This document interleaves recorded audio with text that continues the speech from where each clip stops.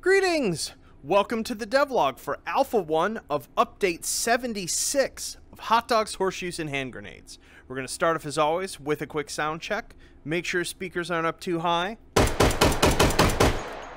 Wonderful. So what have we got for you this week? Well, we have got a whole lot of things to go over today.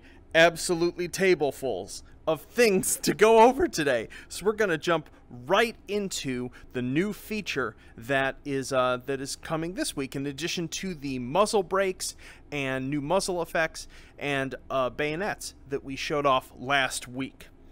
After much fighting with it, I have now implemented functional carry handles, sort of extending from our jiggle bone system for various firearms. Last week, I think I showed off that in addition to our sort of front swivels and such, that carry handles actually could flop around. What's new this week is that these are now functional extra grips. So I can grab this while, and you know, I'm going to turn my controller on so you can see the positioning of it. We can grab these and it functions like a foregrip. We can pull this around. Obviously, if you get them too close to the main grip, you get guns flinging themselves all over the place, in part because the fowls are so close together.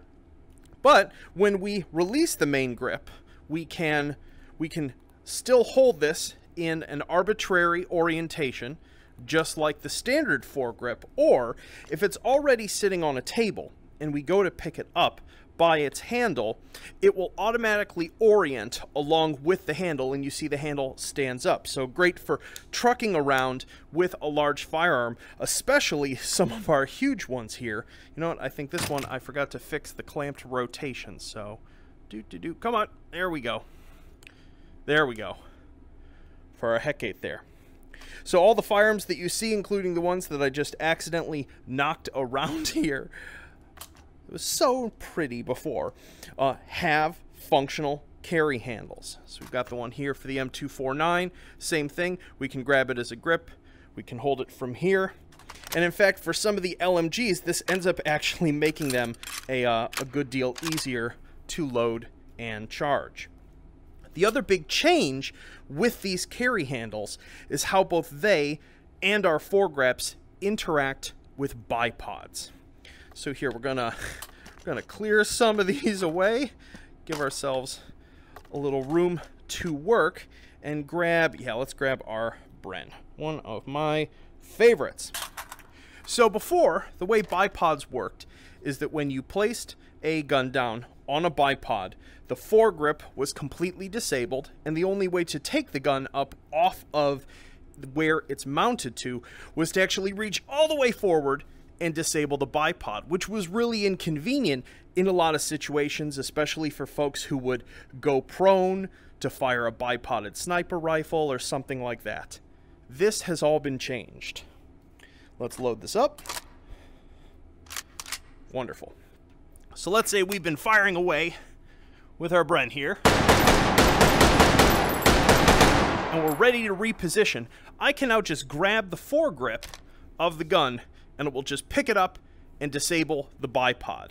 This also works with the carry handle. So if I want to reposition, not even have the main grip, I can just grab it from its carry handle like so, ready to go. And because I've grabbed it so forward here, it's even more convenient to re-enable the bipod and position the firearm elsewhere. Wonderful. So that is our carry handle system. And you'll notice I think it's 6 or 7 different firearms that have it. There, we're done with table number 1 as we fling physics objects everywhere. Moving down the line, there are now more bayonets than I had to show last week. I can't remember if the AK-1 was ready last week, but we have it here. This will fit on the AKM as well as, oddly enough, the G36, which it apparently fits on. Something to be aware of when you're testing out and playing around with the bayonets is that this is not a 100% finished system yet. This is still work in progress. I don't have a bunch of checks and guards in to prevent certain types of behaviors that can be undesirable, but that should be fixed before the final release. But these should work nice, and we'll stab some Sosigs in a moment. Another big change for this week is that I finally found a arithmetic bug that was behind why putting suppressors on certain types of rifles, especially ones with really, really long fours like this, where you sort of make contact here and the suppressor has to jump here, that actually works well now. So I can now just affix this on, and it doesn't like vibrate back and forth on and off. Oops. There, I went to turn it. Goes to show you. Turned it the wrong direction. And there we have it. Beautiful. There it is. Ha-ha! So, suppressors should be better to use on a whole bunch of the sort of long, flash-hidered rifles. Yeah, and I fixed a couple of the rifles that had been missing affixments points, like the M16 and the AR-10. We covered muzzle brakes last week. Let's move further down the line. So we've got, as you can see here, a whole bunch new bayonets. We've got one here that the M4 bayonet that fits the M1 and M2 carbines. Pop that on there. Nice and small. Looking gorgeous. I've always loved this sucker, even though these aren't really that great in real life. We've got one for the MAS 4956, which is, oh, there we go. Quite large. Remember, these bayonets are platform specific in general. And of course, this wonderful little sideways swivel point there. Oh, I've always loved this rifle. We've got the M1 bayonet for the Garand, and this bayonet also mounts to the M1903 Springfield. Next week, I'll actually have the Springfield's bayonet, which has a similar handle, but is like another 5 or 6 inches longer. It's a sword. It's not a bayonet. So we'll load you up and save you for later. We've got a bayonet for the SVT 40. And now we're going to get on to something that has been requested a whole bunch forever, which is that our core World War II bolt actions now have scopes to go with them. So we're going to start with the K98K. I'm actually going to run over here real quick, spawn ourselves some Sosigs to shoot. Looks like we got a dancing pair there. It's always good luck, don't you know? Wonderful. So let's grab our K98K, affix, I believe this one, yep, this one affixes here. Now, something that you will notice with this is that if you go to load this with a stripper clip, it isn't going to load, and that's because the scope being affixed blocks the stripper clip. So be aware that you are trading the ability to get magnification with these, with having to manually load them off of a stack. And if you, oh, I forgot to mention, and if you're not familiar with those controls, I dumped the rounds out by clicking up on the touchpad and or joystick on a Rift while holding the suppressor. I then, if we have these here, you can pick up one round, click hold on the lower quadrant of the touchpad or joystick, and just drag across the other rounds, and you'll pick them all up. Throw that back there. Take some shots. Oh, helps to turn it off safe first. Wonderful. So that's the K98K. We have what might now be the most awful scope in the entire game. These are apparently atrocious in real life, so don't yell at me. They just made it this way. This is the weirdly long and thin scope for the 1903 Springfield. It has just a terrible field of view, a tiny lens. Oh, American military arms from this era were not so good. Let's load this up. Take it off safe. Even with the virtual stock, this is a little challenging.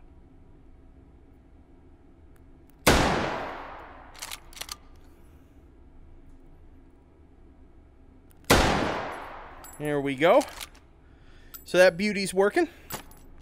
Moving on down, we actually have, courtesy of Stefan, who's actually provided most of these World War II treats, some new versions of a favorite many of us have, which is that in addition to some tweaks to the M38 Mosin, which was already in the game, we have the original 1891 version, which sling swivels are not moving. I'm going to have to fix that after this devlog.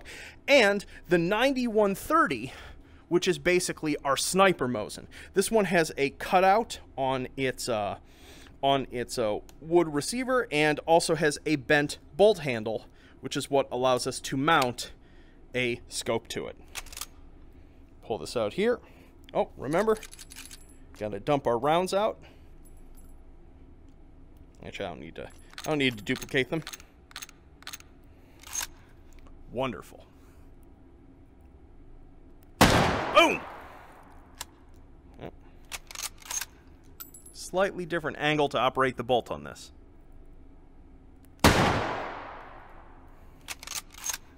Wonderful. And we've got a bayonet. Now, there's something special about this bayonet that is different from the other ones, which is that because of how these mount, both the bayonet for the Mosin and the Enfield aren't a bespoke mount. They're actually a muzzle device, which means you can't mount them and a suppressor and a brake. But what it does mean is that you can put this on any firearm that has a muzzle attachment point, whether or not that makes sense. So we'll do that in a minute. But first, we're going to go spear ourselves a Sosig. Oh. Boom! Actually missed with that shot, I think. We are getting a bit of lag because of just how many guns I have spawned here, so I'm going to reload the scene and see if that helps. Alright, reloaded. Things are running a little smoother, but you will have to bear with me because these are going to be out in the proving ground this week for folks to test with. I may actually put some of these rifles away, but the scene may chug a little bit just for this week's alpha if you drop in here. So, in addition to our delightful Mosin additions with the bayonet and the scope, we have the long-awaited Lisle Carbine. This was sort of a spec ops weapon in World War II and is still one of the quietest military arms ever made. It uses a modified 1911 magazine and is designed to be as quiet as possible.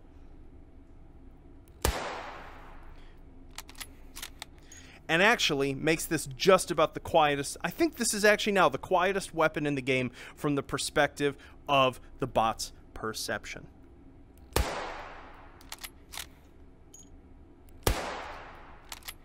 Wonderful little piece, but obviously it's firing 45 ACP, so it doesn't exactly have a ton of punch, especially compared to a bolt action rifle, but a very fine clandestine weapon. And then our last table of stuff, this was I believe this is Stefan made these a while back, and it took me a while to get around with them. In addition to tuning up our original Lee-Enfield number 4 Mark I, we have the addition of the Jungle Carbine, which has a different flash hider on the front of it and is a little shorter. We have an Obrezd version of it, which is just wonderful. I love this so much. And we have this. This was I don't know what possessed him to make some of this, but this shell holder and preposterously sized suppressor. This is going to be one of those weapons that only shows up in special cases. I've nicknamed this the Swede mod for its origin in Stefan's work. Oh, importantly, Lee-Enfields now actually have correctly a removable magazine, and so you actually have to load a mag into them first. Now, wonderful. Let's pop the let's see, does the, yep, scope goes on this. Let's grab, let's put this here, and let's grab our Lee-Enfield Bayonet. As I said, this is another one of those that can go on any device. So let's do something ridiculous. Let's go grab something that has no right having a bayonet on it. Like, I don't know, a Tech 9. This seems like a totally inappropriate, or maybe perfectly appropriate, platform to have a bayonet on.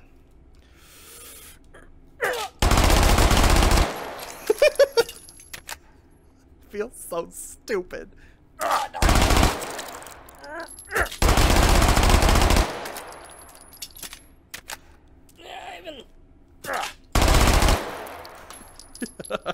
Dang it. Wonderful. Just wonderful. So, I hope you all have fun with the preposterous amount of new toys that we have to play with here and experiment with. As I said before, these are not done. These are all work in progress. And importantly, all of the new stuff is not in the item spawner yet. That whole process of defining all that metadata and such takes a day or two with this many new items. So you're only going to be able to find most of these new items in the Proving Ground scene for this week. When we actually go full release, possibly a bit before, they'll actually find their way into the item spawner. So, wonderful. Let's jump out of VR and talk about any other, I think there are a few other little fixes and changes that might be relevant to you. Yo! So, I hope you all find that exciting. I know it has been it's been a blast to work on to get a bunch of these things finally working. The carry handle feature was actually sort of like a last minute inspiration after a user on the subreddit asked if they would actually be functional instead of just flop around, and I just had that lightning strike moment of like, oh, I think I could get it working like X, and ended up being a huge improvement. So other little things with this alpha that are important is that I actually forgot to show off a new set of suppressors that Stefan made for me that are actually the original Maxim silencers. They're actually sold as silencers, not suppressors. That are actually a little asymmetric. They sort of hang a little bit below the bore line, and I love the way those look. So the 6 of those in there. In addition to that, scopes have finally been fixed. You'll notice this changed the most with the PSO1, and frankly put anytime you're firing further out than about 100 to 200 meters. If you want to see how distinct the change is, drop into the sniper range, bipod up the M107, pop its scope on, turn it all the way up to 32x, and take some shots at the most distant watermelons. You can actually see them through the scope. So the zeroing is just way more intelligent, and reticle placement is more stable and correct. So beyond that, there were just a couple other little things, like the tracer color on 45 ACP API has been fixed. Bison magazine ammo descriptions finally fixed. Spectre M4 no longer has an errant stock position. The attach-detach sound for attachments is all back. And I fixed a whole bunch of little bugs related to foregrip behavior. Some of you who like to weld a bunch of extra foregrips onto weapons may have noticed sort of weird behavior where you would affix a foregrip, grab it, and then go to grab the main grip of the gun, and it would grab the alt grip, but then if you released and grabbed the foregrip again, it did it correctly. That like logic flag chain has now finally been fixed, so thank you. Finally got it working. That was so frustrating. So yeah, as I said, things to be aware of that are incomplete. These new items have not been loaded into the item spawner, and if you run this alpha, be aware I have temporarily disabled the vault in the alpha so that data corruption doesn't occur until I'm done finishing plugging in all of the metadata values for these objects. I don't want people who haven't watched this devlog or something like that to affix a bunch of the new stuff, try to vault it, and just frag their entire vault gun collection. So I've just completely disabled it for now for this alpha. But it'll be back for the full release. So yeah, well that about does it. Quite exhausting. It's pretty amazing. This is like a 3-page long full change log, which is posted with, if you want to see the whole change log, it is posted with the Reddit post that will be linked in the description of this video a couple minutes after the video comes out. And if you run into bugs, don't post them to the subreddit. Please don't post them to the Discord. Post them to the bug report section of the Steam community forum and put in the title bracket alpha so that I know that it's a bug related specifically to this alpha build. But just be aware that a lot of the stuff that's busted, I'm already aware of. I just haven't gotten to it yet. And definitely expect something like eventually I'm going to add in a guard that will prevent you, like if you've affixed a bayonet for a muzzle device, you won't also be able to mount a proprietary one. Firearms can only support a single attached melee weapon at a time, but I don't have that guard in, so if you just attach 2 of them, it's gonna break in some unpredictable ways. So just be aware of that. Whew. Anywho, I hope you all have fun with this. I'm a little wiped from this week. This started out as a week that I was just gonna futz and sort of take it easy with, and it just sort of escalated over the course of it as I got excited adding new stuff. So I hope you have fun playing with it. I look forward to hearing what you think, and we'll have some more stuff for this alpha cycle for you next week. Take care, everyone. Peace.